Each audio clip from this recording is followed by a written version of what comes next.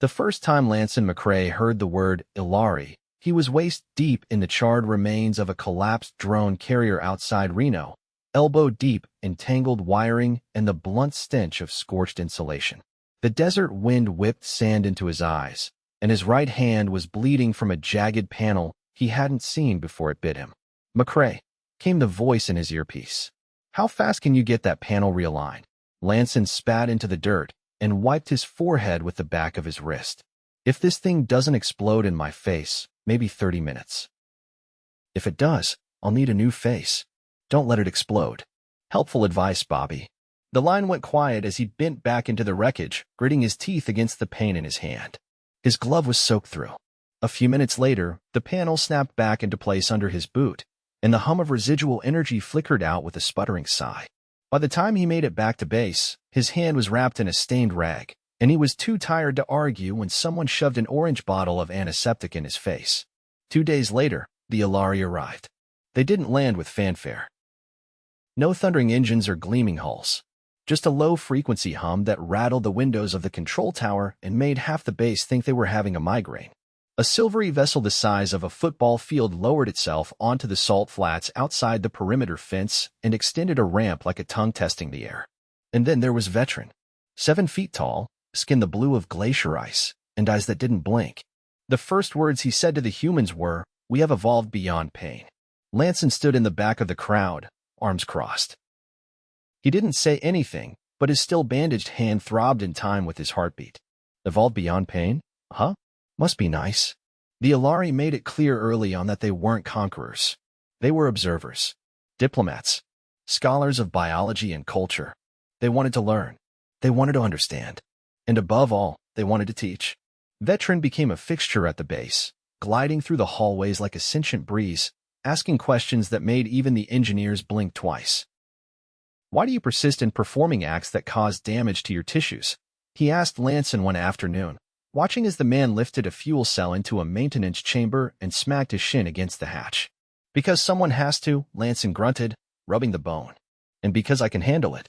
Veteran tilted his head.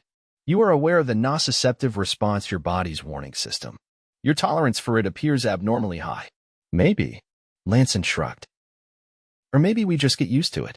Veteran stared at him for a long, quiet moment before turning and gliding away without another word. 3 weeks into the Aelari presence, a joint expedition was organized to explore the ruins of a downed satellite relay in the Sierra foothills. 6 humans, 2 Aelari. Lanson got tapped because he was one of the few mechanics who could keep up with the Aelari's tech interface. The trek up the slope wasn't hard. Not at first. But the terrain turned jagged fast, and the soil was loose from a recent quake. Lanson was halfway across a shallow ravine when the ground beneath his boot shifted and gave way. He fell 5 feet, maybe 6. Not far. Not enough to kill. But one of his legs folded under him at a bad angle, and he landed hard on his side. The pain was white-hot and immediate. He lay still, breathing through his teeth, mind racing. The others shouted his name from above. Veteran appeared at the edge of the ravine, his expression unreadable. "Do not move," Veteran said. "I figured that out already," Lanson muttered. "Your limb is compromised." "No kidding." The med drone took 10 minutes to arrive. In that time, Lanson's leg swelled visibly around the knee, and the pain climbed from sharp to blinding. He clenched his fists until his knuckles turned white but didn't scream. Not once. When the skin confirmed a tibial fracture and a torn ligament, the medic looked at him like he was a lunatic. "You should be unconscious." "Yeah, well, I'm not." "Do you want something for the pain?" Lanson's forehead was beaded with sweat. "You think I don't?" They gave him a shot of something fast-acting, braced his leg, and carried him back to the transport.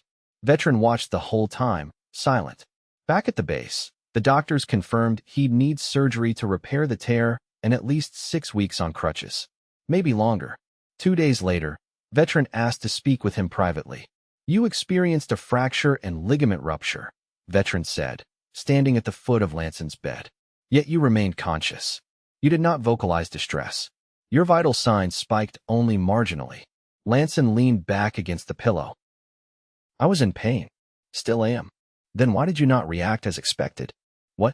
You wanted me to scream and cry." Veteran blinked slowly. "Pain, as we understand it, is disruptive to function. We evolved beyond it.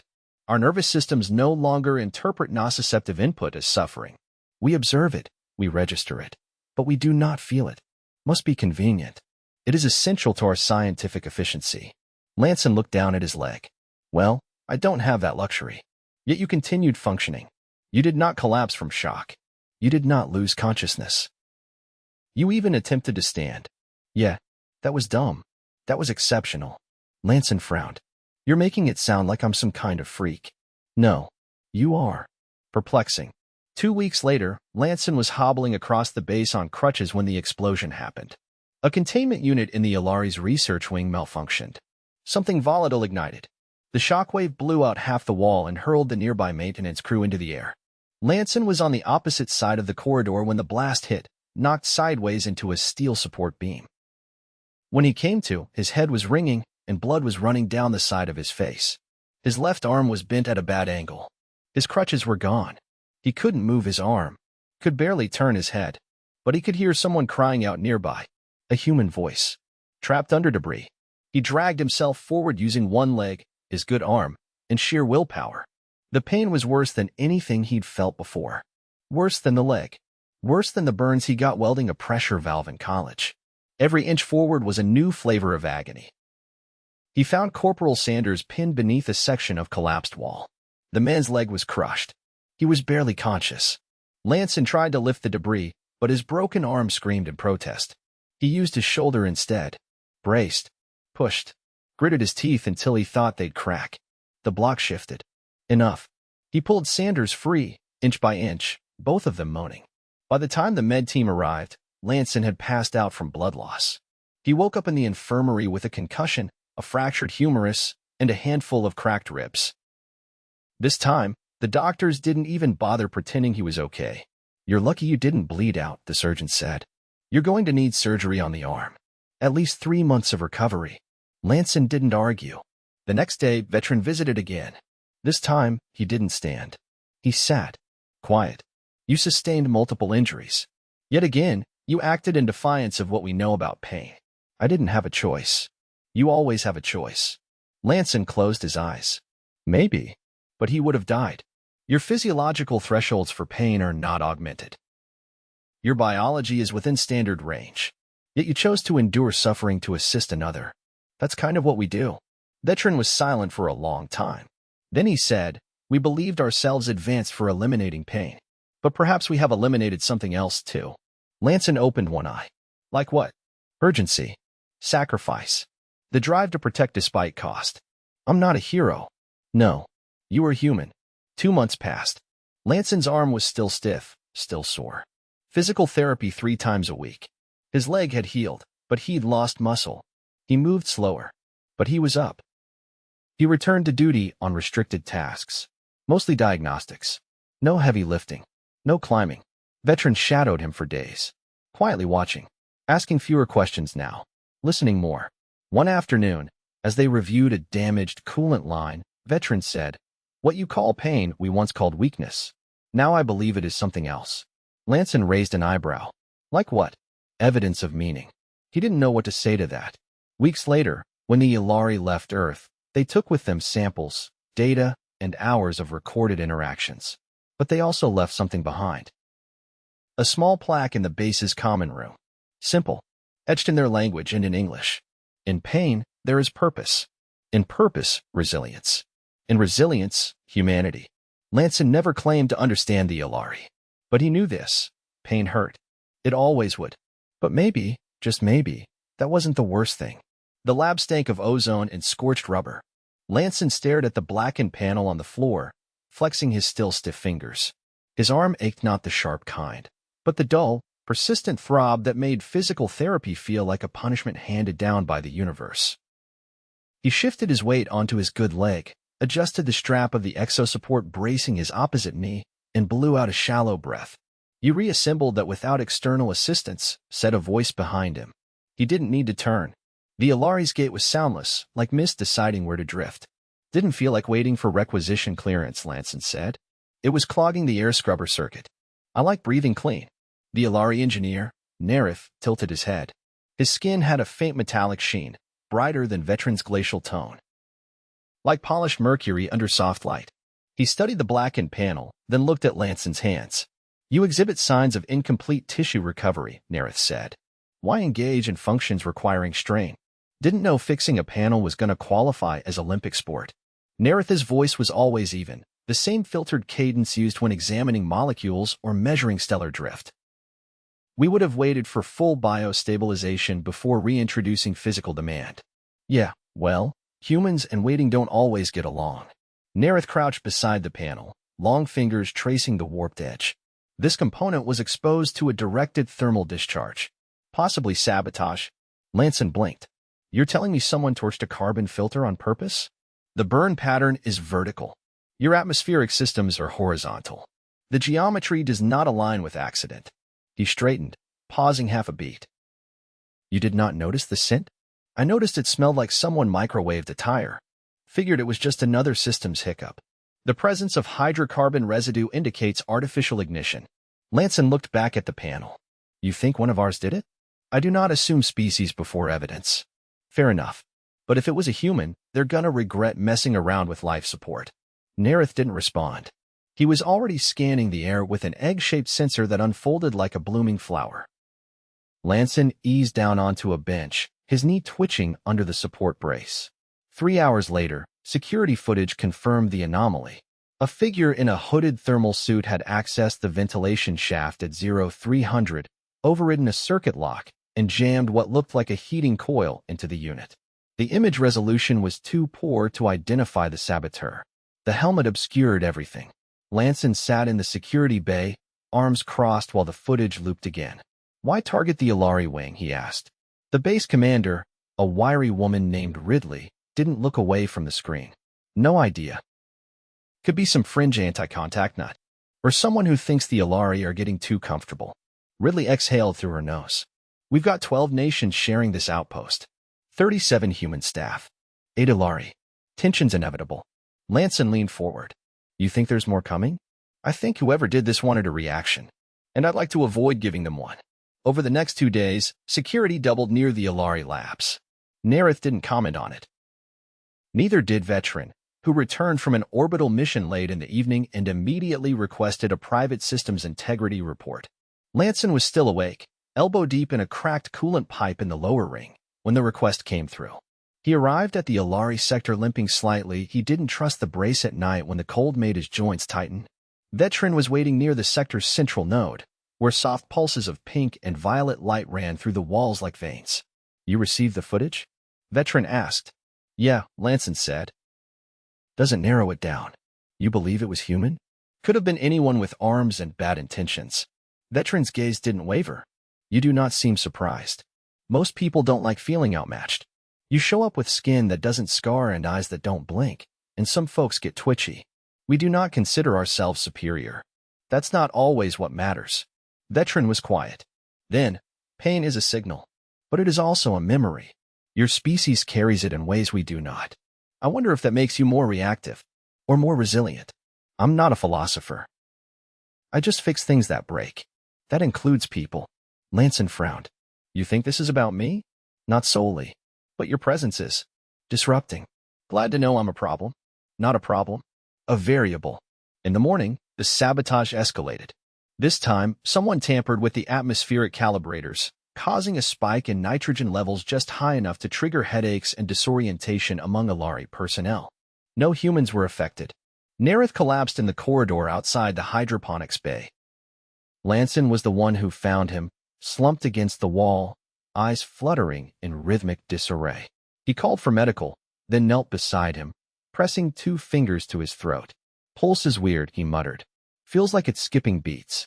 Nerith's skin had gone from silver to a dull pewter, and his pupils had dilated to pinpricks. You're gonna be fine, Lanson said. Just hang in there. The med team arrived 3 minutes later. Lanson followed them to the infirmary, ignoring the protests about contamination protocols. He stood at the edge of the observation glass while the Aelari doctor inserted a thin filament into Nerith's neck. A soft whirring, then a visible drop in blood pressure on the display. Veteran arrived half an hour later.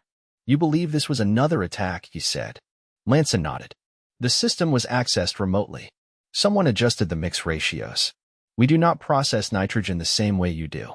Yeah, I figured that out when Nerith turned gray. You seem angry. I am. Because he is injured? Because someone thinks hurting him makes a point. Veteran watched Nerith's vitals for a while. I do not know how you parse betrayal, he said. Among our kind, it is rare. We evolved past deception as a necessity. But here, it hides in the fabric of your culture. We don't like it either. We just got used to it. Later that night, Lanson couldn't sleep. His leg pulsed with a heat that made the sheets feel abrasive. He got up, dressed, and headed for the diagnostics lab. He wasn't alone. A figure stood near the console, typing rapidly. The lights were dim, but the silhouette was familiar not in form, but in stillness. Whoever it was moved with the careful, overly precise rhythm of someone not used to improvising. Lanson stepped inside, slow and quiet. Funny time for a data pull, he said. The figure froze. Then the helmet turned. Step away from the console, Lanson said.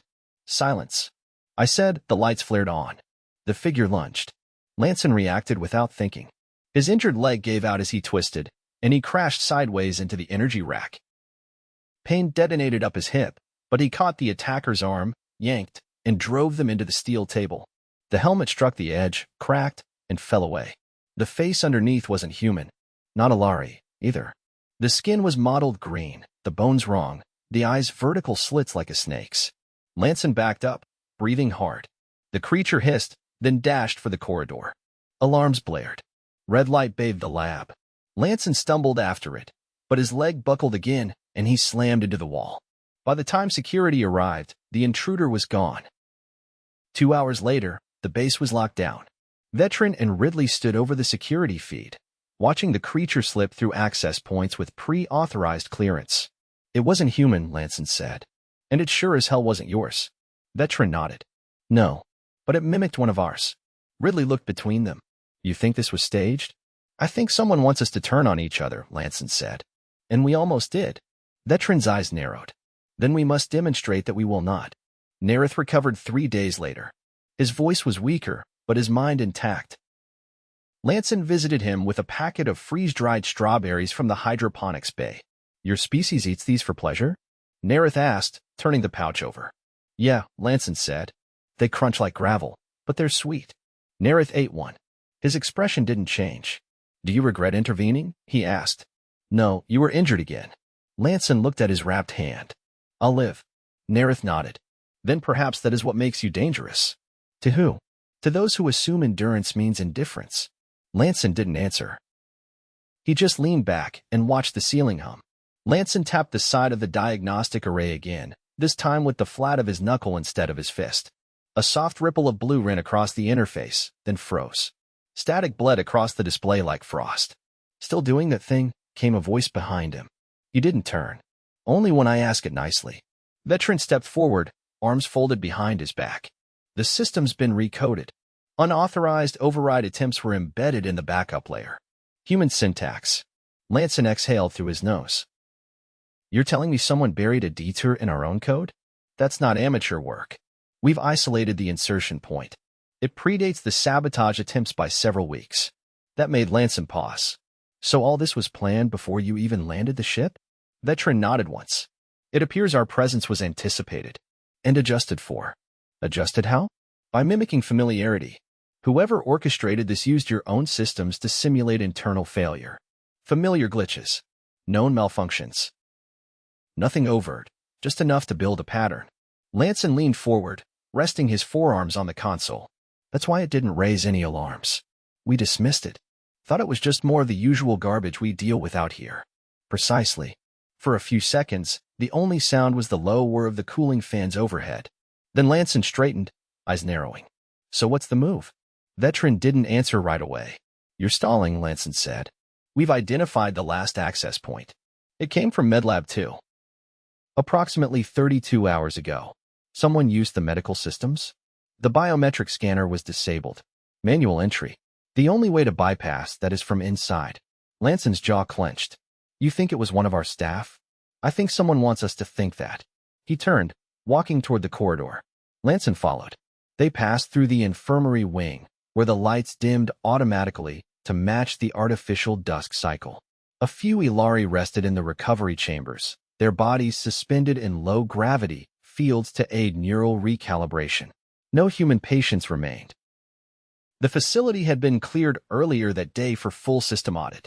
That meant no nurses, no techs, no chatter, just the faint mechanical rhythm of air filters and sensor beeps. They reached MedLab 2, and Veteran keyed in a series of commands on the wall panel. A recess drawer slid open, revealing a compact cube about the size of a loaf of bread.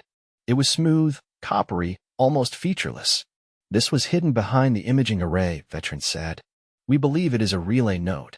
Not ours. Not yours. Lanson bent forward slightly to study it. So it was listening. And transmitting. To where? We are tracking the signal trail. It was intermittent. Timed to coincide with solar interference. Someone knew our blind spots. We believe the device is dormant now. We disconnected its power source 2 hours ago.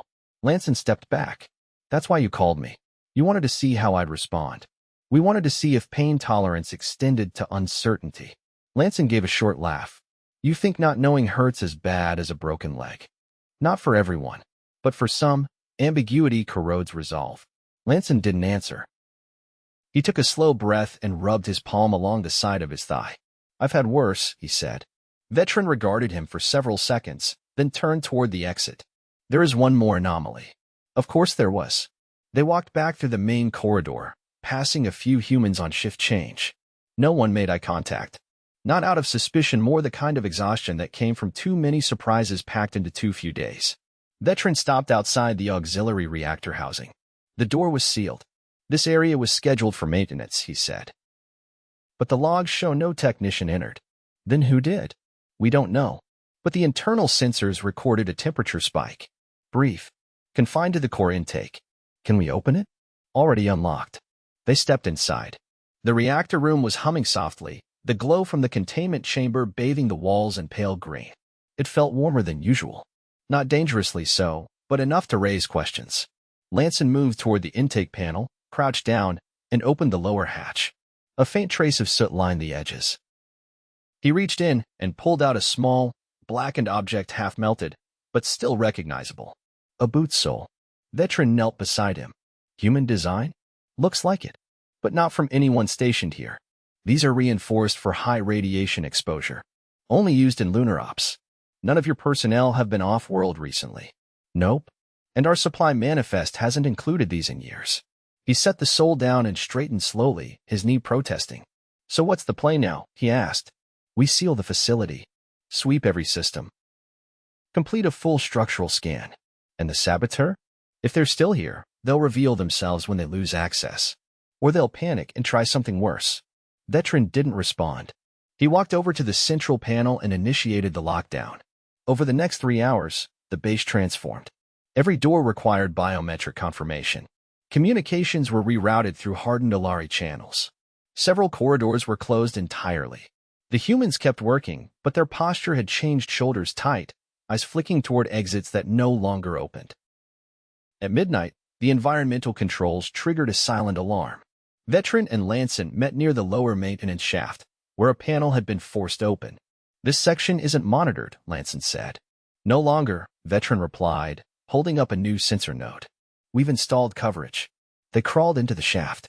It was narrow, barely wide enough for Lanson's shoulders.